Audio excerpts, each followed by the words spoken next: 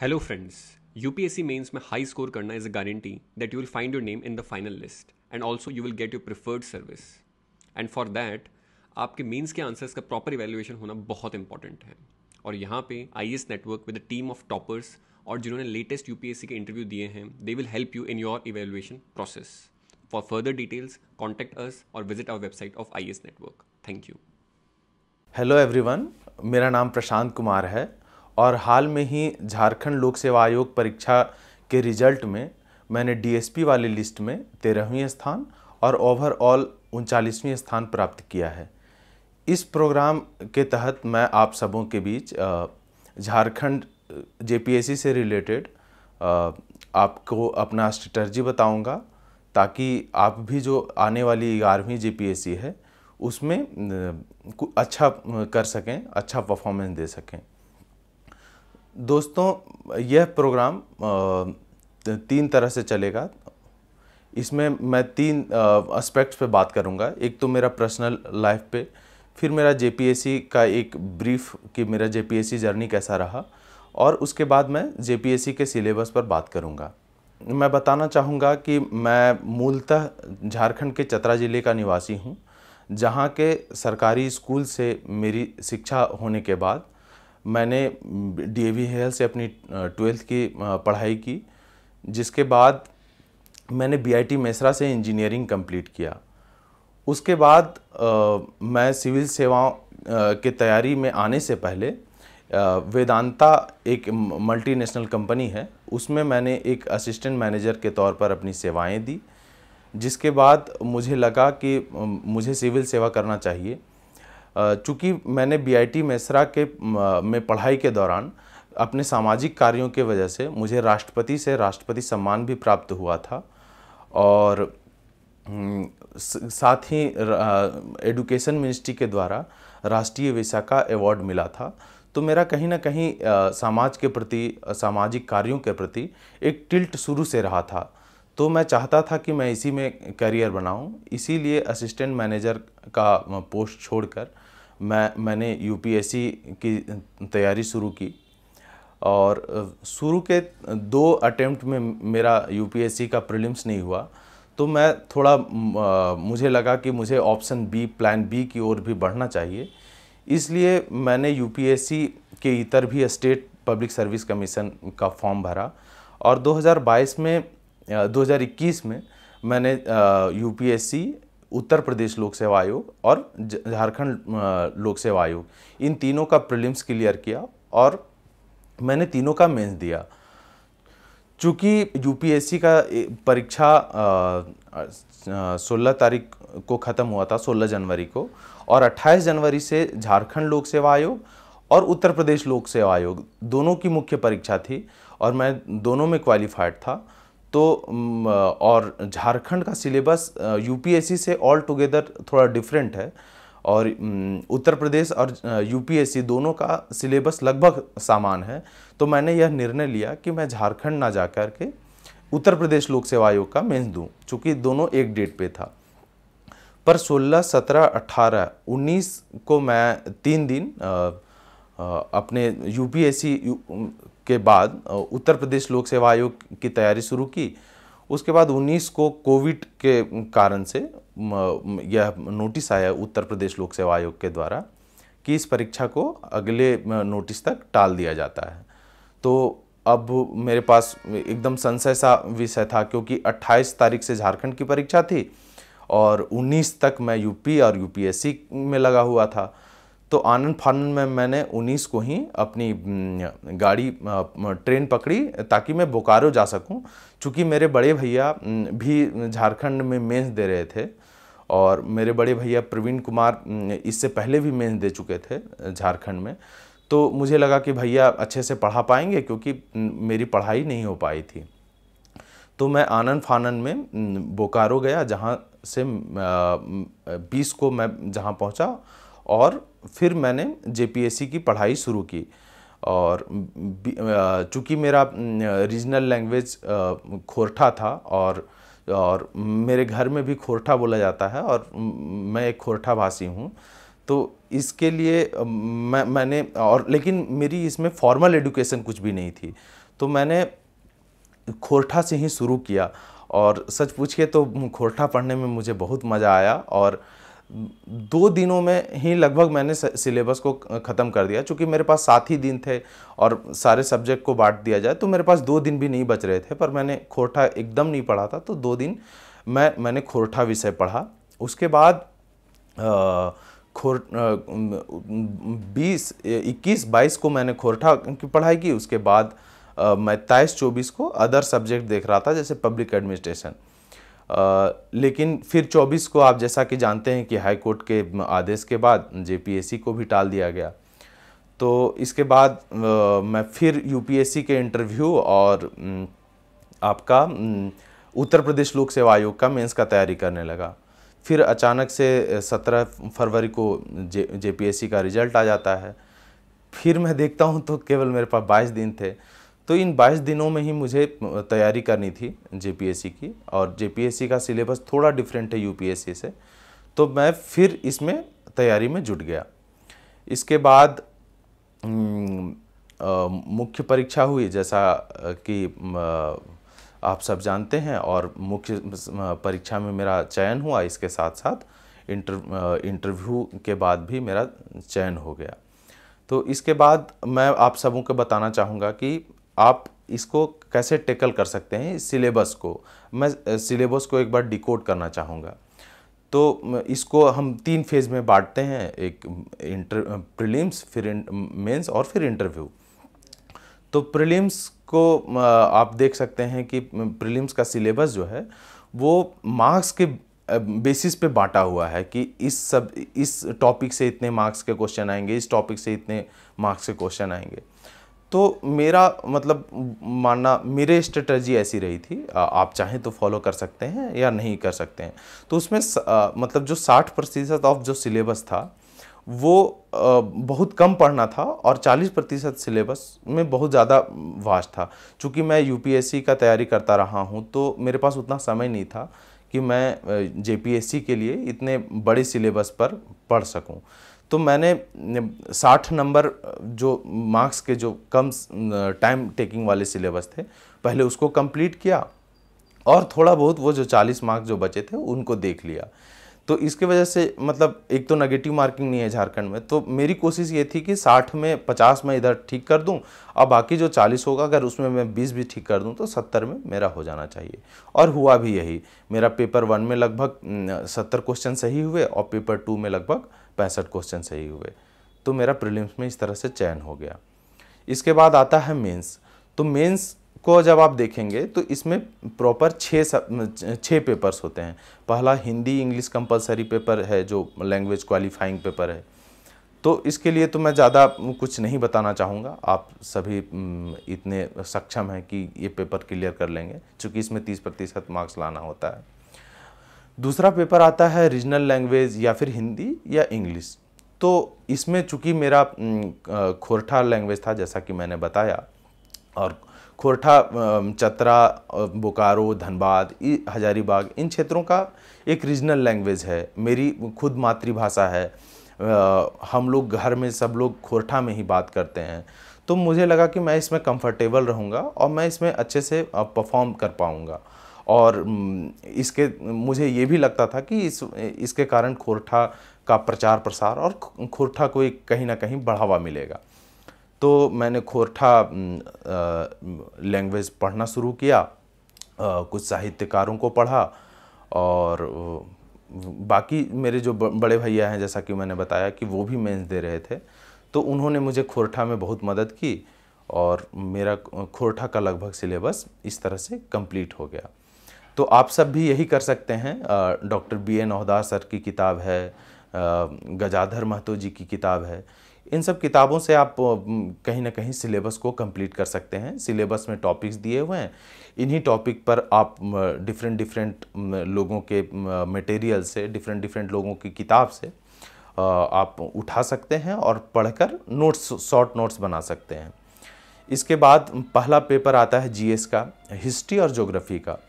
तो चूंकि आप जब हिस्ट्री का सिलेबस देखेंगे तो 4 क्वेश्चन आते हैं, इसमें सिर्फ आपको 2 क्वेश्चन करने हैं। तो मेरी तैयारी इस तरह से थी कि मैं मॉडर्न हिस्ट्री और झारखंड का हिस्ट्री इन दोनों को तैयार करूंगा और इन दोनों से ही अपना मार्क्स बढ़ाऊंगा और मेडिएवल और एंशिएंट हिस्ट्री का क्वेश्चंस मैं छोड़ दूंगा। पर मेरे साथ ये भी है कि झारखंड क्या करता है कि 20 नंबर का आपको एमसीक्यू पूछता है, तो उसमें सब रहता है एंशिएंट, मेडिएवल, मॉडर्न और झारखंड का, चारों टॉपिक से कुछ कुछ क्वेश्चंस रहते हैं। तो मेरी स्ट्रेटजी यही थी कि मैं एमसीक्यू सॉल्व करने भर इन सब टॉपिक्स पे कुछ पढ़ लूँ।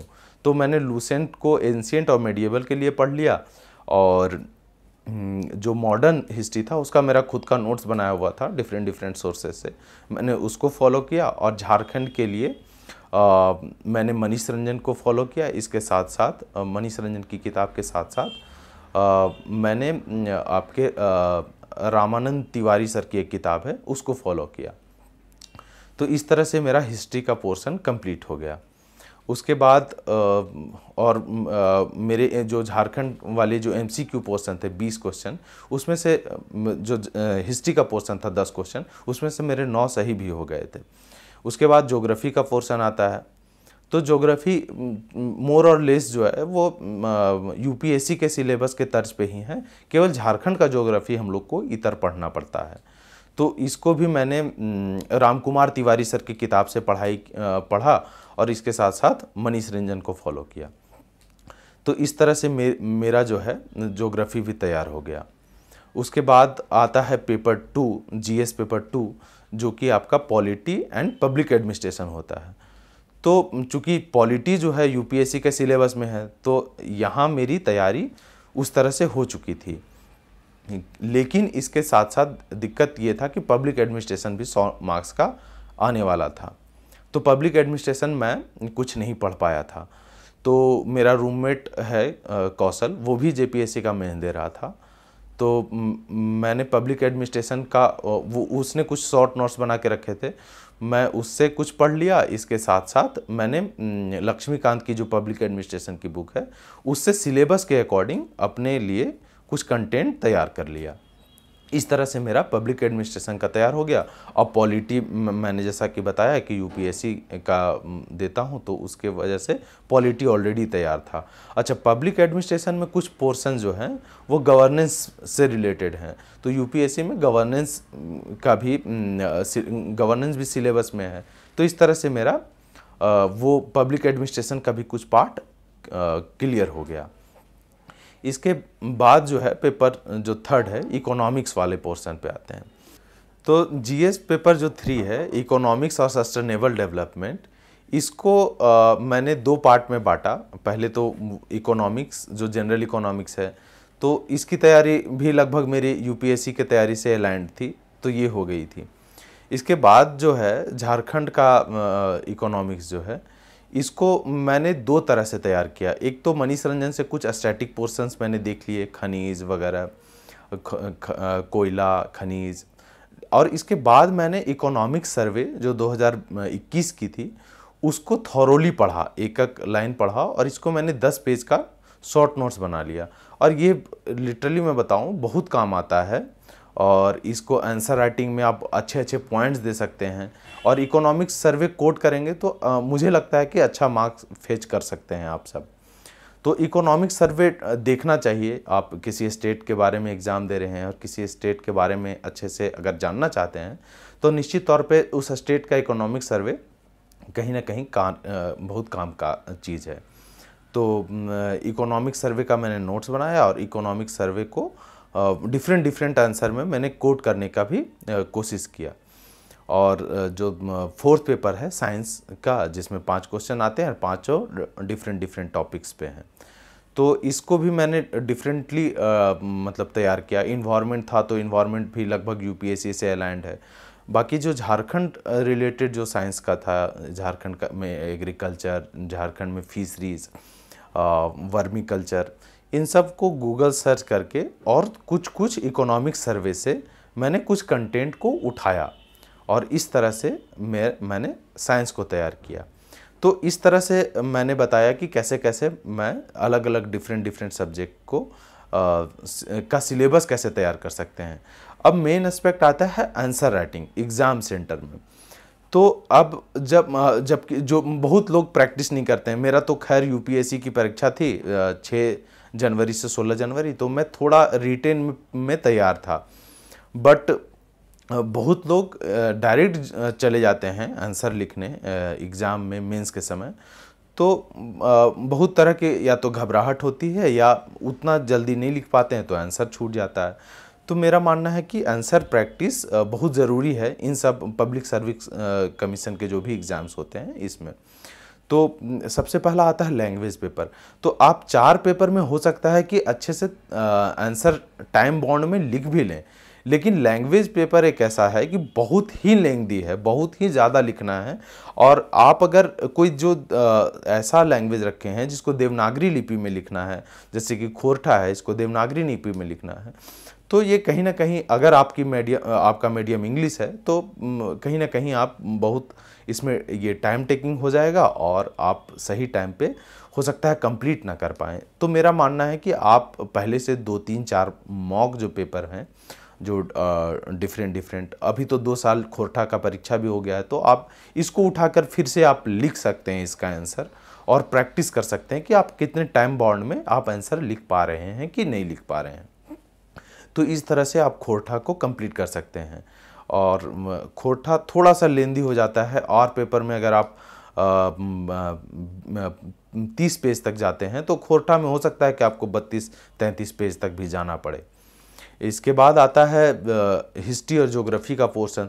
तो हिस्ट्री में जैसे मेरे टाइम में गांधी जी पे क्वेश्चन आया था कि Gandhi's role in the Indian independence.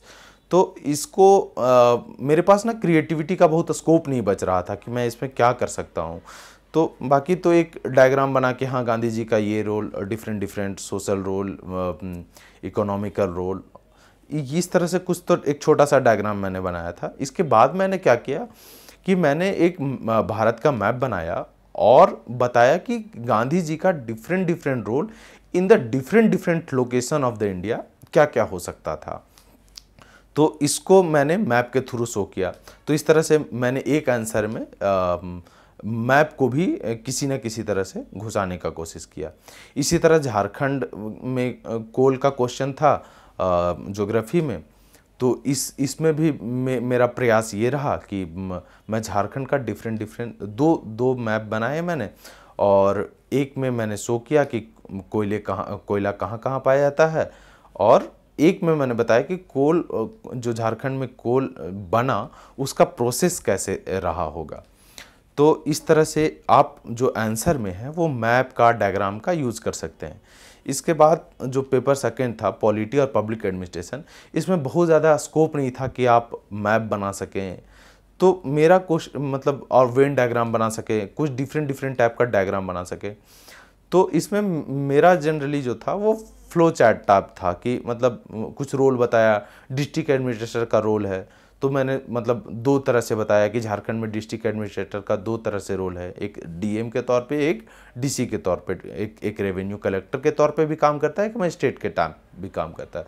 तो उसको मैंने मैप के डायग्राम के थ्रू शो करने का प्रयास किया। तो पब्लिक एडमिनिस्ट्रेशन और पॉलिटी में मैंने डायग्राम बनाया, मैप का कहीं स्कोप नहीं रहा। इसके बाद इकोनॉमिक्स आया। तो इकोनॉमिक्स में लगभग मैंने 4 क्वेश्चन में 3 में मैंने मैप बनाए हैं।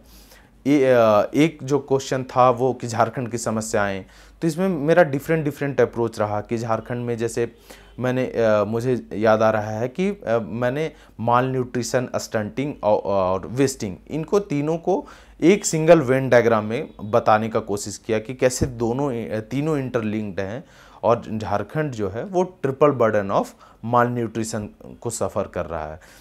तो ये एक वेन डायग्राम काम आया। इसी तरह एनर्जी सिक्योरिटी पे एक क्वेश्चन था, तो उसमें भी मेरा प्रयास ये था सर्कल के थ्रू बताने का कि सर्कल और फिर उसको बांट देने का क्वाड्रेंट्स में कि इतने प्रतिशत बिजली जो है वो रिन्यूएबल एनर्जी से प्रोड्यूस होती है, इतने से नॉन रिन्यूएबल से। फिर रिन्यूएबल में भी मैंने तोड़ के बताया कि हाइड्रो इलेक्ट्रिसिटी से कितनी एनर्जी जनरेट हो रही है, फिर न्यूक्लियर से कितना हो रहा है। तो इस तरह से मैंने इसको बांट के डायग्राम के थ्रू आंसर किया। हेलो फ्रेंड्स, यूपीएससी मेंस में हाई स्कोर करना is a guarantee that you will find your name in the final list and also you will get your preferred service. And for that आपके mains के answers का proper evaluation होना बहुत important है। और यहाँ पे IAS network with a team of toppers और जिन्होंने लेटेस्ट यूपीएससी के इंटरव्यू दिए हैं, they will help you in your evaluation process. For further details contact us और visit our website of IAS network. Thank you. इसके बाद आपका आता है फोर्थ जो पेपर है साइंस का। तो इसमें डायग्राम अटमोस्ट ज़रूरी वाली चीज़ है। अब मतलब जैसे बहुत सारे ऐसे मतलब जो क्वेश्चंस आएंगे जिसमें आप बिना डायग्राम के नहीं बता पाएंगे। और इवन मतलब जैसे हमारे टाइम में जो क्वेश्चन आया था कि दो जो रिन्यूएबल एनर्जी के सोर्स हैं इसको डायग्राम सहित बताएं। तो देखिए क्वेश्चन में खुद बोल रहा है कि डायग्राम बनाएं। तो जैसे मैंने सोलर पावर को लिया और विंड पावर को लिया, तो इसको दोनों को आप वाट बना सकते हैं। सोलर ग्रिड बना के दिखा सकते हैं कि ऐसे सोलर ग्रिड काम करता है। सोलर ग्रिड के कंपोनेंट लिख सकते हैं, सिलिकॉन वगैरह के बारे में लिख सकते हैं। इसी तरह से पॉल्यूशन पे एक क्वेश्चन था, एसिड ड्रेन पे एक क्वेश्चन था। तो एसिड ड्रेन को भी आप मतलब इसमें केमिकल जो आप अगर जानते हैं केमिकल फार्मूला कैसे बनता है तो इन चीज़ों को दिखा सकते हैं। और इसके साथ साथ मेरा जो अप्रोच था, जैसे पॉलिटी में कुछ क्वेश्चंस था, सेपरेशन ऑफ पावर पे था आपका। इसके बाद आपका एक क्वेश्चन फेडरलिज्म पे था। तो मुझे कुछ कोट्स याद थे डॉक्टर भीमराव अंबेडकर के फेडरलिज्म को लेके कि तो मैंने उसको कोट करके इसी से स्टार्ट किया, एक कोट से स्टार्ट किया। चूँकि 40 नंबर का एक क्वेश्चन है तो बहुत स्कोप है कि आप जैसे ऐसे में आप स्टार्ट करते हैं कोट से, इस तरह से यहाँ भी स्टार्ट कर सकते हैं। अब इसके बाद इन सब के बाद आपका अगर मेंस में चयन होता है तो आप इंटरव्यू में जाते हैं। अब झारखंड में जो इंटरव्यू बोर्ड्स है जनरली बहुत कॉर्डियल है, पर यह है कि झारखंड में एक साथ बहुत बच्चों का इंटरव्यू होता है एक दिन में। जैसे इस बार 100 बच्चों का एक दिन में हुआ, तो बहुत शॉर्ट ड्यूरेशन के लिए हो रहा था। और लकली मेरा जो बोर्ड था वो मेरा बड़े लेवल पे इंटरव्यू लिया, मतलब अच्छा टाइम लिया। लगभग 22 से 23 मिनट तक मेरा इंटरव्यू चला। अजीता भट्टाचार्य मैम का बोर्ड था और इसमें भी डिफरेंट क्वेश्चन आए। तो अब मेरा चूँकि केमिकल इंजीनियरिंग बैकग्राउंड था और मैंने इसके बाद मास्टर्स इन रूरल डेवलपमेंट किया था, तो मेरे से यह क्वेश्चन स्वाभाविक था कि आप मतलब एक जगह नहीं रह रहे हैं, मतलब फ्लक्चुएसन है आपके करियर में। आपने इंजीनियरिंग किया, इंजीनियरिंग का जॉब किया, उसके बाद छोड़ के आपने मास्टर्स इन रूरल डेवलपमेंट किया।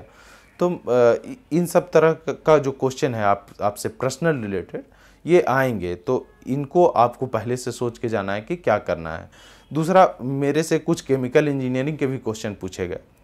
चूँकि मेरा इंजीनियरिंग 6 साल पहले हो गया तो बहुत चीज़ें मुझे याद नहीं थी, तो मैंने सॉरी सर बोल के अपना इसको ख़त्म किया। तो अब ज़रूरी नहीं है कि आप जो इंटरव्यू में क्वेश्चन पूछा जाए उसका सही आंसर जानते हो। अगर थोड़ा जानते हैं तो फिर मतलब जितना मतलब आपको लगता है कॉन्फिडेंस में कि हाँ इतना अच्छा मुझे जानकारी है, तो आप अच्छे से उसको आंसर कर सकते हैं। अगर नहीं जानते हैं तो सॉरी कह के आगे निकलने में कोई बुराई नहीं है। और मेरे 3-4 क्वेश्चन ऐसे रहा जहाँ मुझे सॉरी कह के आगे निकलना पड़ा। और मोर और लेस चूँकि भट्टाचार्य मैम ने मुझे पहले ही मेरे यूपीएससी एक्सपीरियंस के बारे में पूछ लिया था, तो मेरा क्वेश्चन थोड़ा सा और सबों के कंपेयर में थोड़ा ऊपर लेवल का पूछना शुरू हो गया था मेरा। तो इंटरव्यू में यही है कि तो थोड़ा घबराएं नहीं, कॉन्फिडेंट रहें। और बाकी झारखंड का जो जेपीएससी का जो बोर्ड्स होता है वो बहुत कॉर्डियल है, आपको बहुत शांति से पूछेगा, बहुत ज़्यादा उसमें डर टाइप से आपको नहीं लगेगा। और इंटरव्यू से पहले कोशिश करें कि 2-3 दोस्तों को बिठा के खुद मॉक दे लें। बहुत ज़रूरी नहीं है कि कोचिंग में ही जाके मॉक दें, वो ना 4 तरह का कैमरा लगा के फिर वो एक डर का भी वातावरण हो जाएगा, फिर आपको लगेगा कि हम हमेशा डरते ही हैं।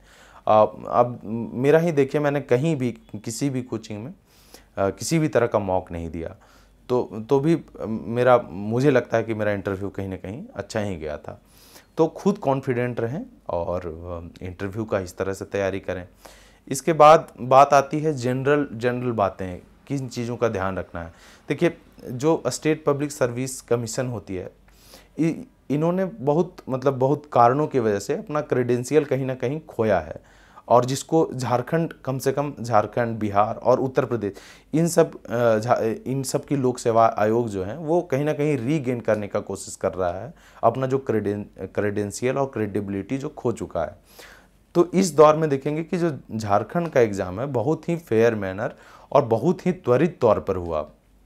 तो जो 11वीं जेपीएससी का भी परीक्षा होगा, मुझे लगता है कि बहुत जल्द ही इसको भी कंडक्ट कराया जाएगा और बहुत कम समय में इसको भी ख़त्म करने का प्रयास किया जाएगा।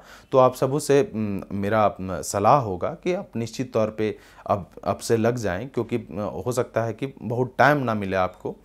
और इसके बाद 2-3 चीज़ों का ध्यान रखना है कि जो समाज है, जो हम लोगों का फ्रेंड सर्कल्स है, इसमें बहुत तरह का नेगेटिविटी है कि जेपीएससी में घूस दे के पास हो जाते हैं लोग, जेपीएससी में बहुत तरह का पैसा चलता है। तो इस तरह का सोच में ना आप फिर अपने पढ़ाई से कॉम्प्रोमाइज़ करते हो कि यार सब तो बिक ही गया है तो फिर हम क्यों पढ़ें, तो फिर आप पढ़ नहीं पाते हो। अब बाद में फिर जो लोग पढ़ते हैं वो पास करते हैं। तो निश्चित तौर पे इन सब चीज़ों से आपको दूर हटना है, एक पॉजिटिव इन्वायरमेंट में पढ़ना है। और चूँकि मेरे एक दोस्त हैं अमित कुमार, अभी करोलबाग में एसडीएम के पद पर कार्यरत हैं, इसके साथ साथ उन्होंने उत्तर प्रदेश लोक सेवा आयोग में डीएसपी का पोस्ट उनको भी पिछले बार मिल चुका था। तो वो मुझे यही चीज़ हर बार बताते रहता था कि यार मैंने भी उत्तर प्रदेश जैसे राज्य में झारखंड से आके एग्ज़ाम दिया और मेरा यहाँ चयन हुआ, तो निश्चित तौर पे तुम्हारा तो, हम लोग का तो झारखंड स्टेट ही है और हम लोग का होगा ही, अगर अच्छा से करोगे तो नेगेटिविटी से दूर रहो। और तो उसके मोटिवेशन से मैं नेगेटिविटी से दूर रहा। तो मेरा भी सलाह होगा कि अच्छे अच्छे दोस्त बनाएं जो आपको पॉजिटिव दें। और बाकी मैं अपना ईमेल आईडी जो है वो डिस्क्रिप्शन में डलवाने का कोशिश करूँगा। आपको जो भी क्वेरी रहेगा वो आप उस ईमेल आईडी पे पूछ सकते हैं। जहाँ तक हो सकेगा मैं प्रयास करूँगा कि आपके क्वेरीज़ का आंसर कर सकूँ, ताकि आप भी आगे बढ़ें और झारखंड को आगे बढ़ाएं। बहुत धन्यवाद।